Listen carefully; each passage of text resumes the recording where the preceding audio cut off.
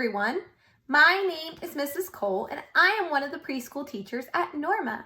Today I am going to read to you Harold and the Purple Crown by Crockett Johnson.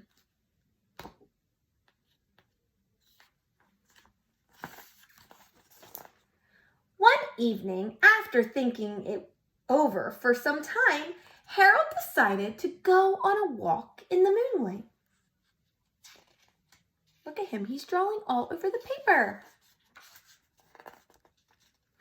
There wasn't any moon, and Harold needed a moon for a walk in the moonlight. Look what he drew. He drew a moon.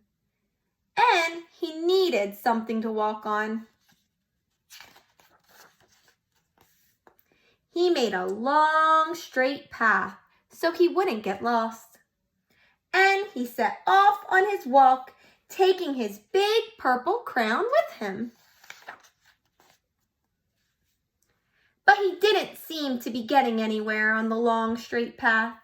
So he left the path for a shortcut across the field, and the moon went with him.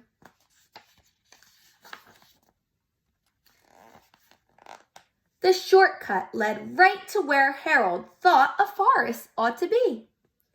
He didn't want to get lost in the woods, so he made a very small forest with just one tree in it. It turned out to be an apple tree. The apples would be very tasty, Harold thought, when they got red. So he put a frightening dragon under the tree to guard the apples. It was a terribly frightening dragon. It even frightened Harold. He backed away. His hand holding the purple crown shook. See how his hand shook? He made the jaggedy lines. Suddenly, he realized what was happening. But by then, Harold was over his head in an ocean. He came up thinking fast, and in no time, he was climbing aboard a trim little boat. He quickly set sail, and the moon sailed along with him. After he had sailed long enough, Harold made land without much trouble. He stepped ashore on the beach, wondering where he was. The sandy beach reminded Harold of picnics, and he thought of picnics. The thought of picnics made him hungry, so he laid out a nice, simple picnic lunch. There was nothing but pie. But there were all 9 kinds of pie that Harold liked best. When Harold finished his picnic, there was quite a lot left.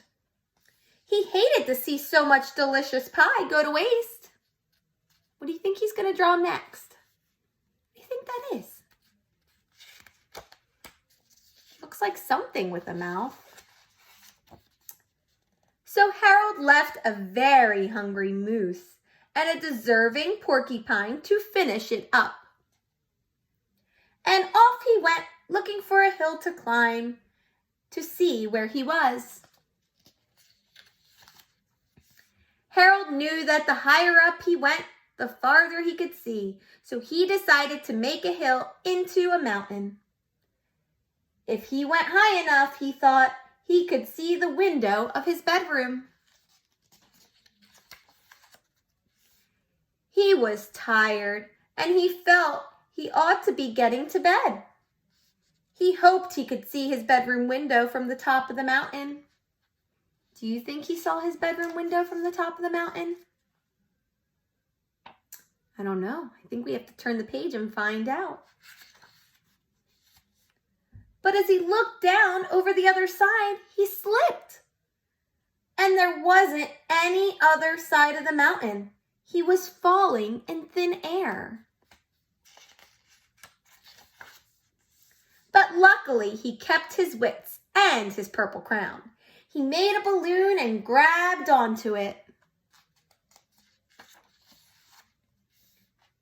And he made a basket under the big balloon, big enough to stand in. He had a fine view from the balloon, but he couldn't see his window. He couldn't even see a house. So he made a house with windows. And he landed the balloon on the grass in the front yard.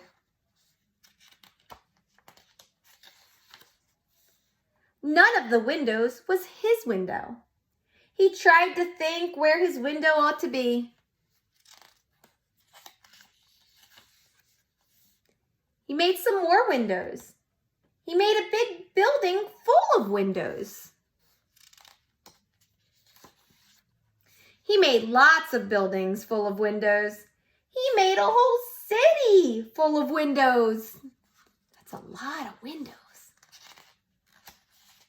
Lots of buildings. But none of the windows was his window. He couldn't think where it might be. He decided to ask a policeman. The policeman pointed the way Harold was going anyway, but Harold thanked him.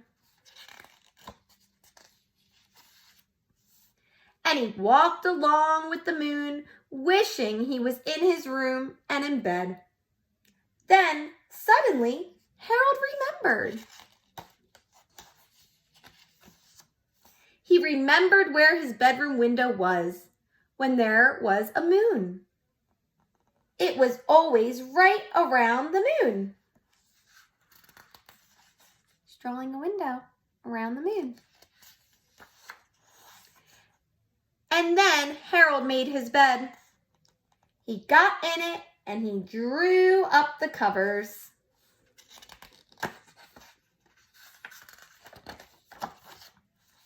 The purple crown dropped on the floor and Harold dropped off to sleep. The end. I hope you liked that story. I will see you next time. Bye.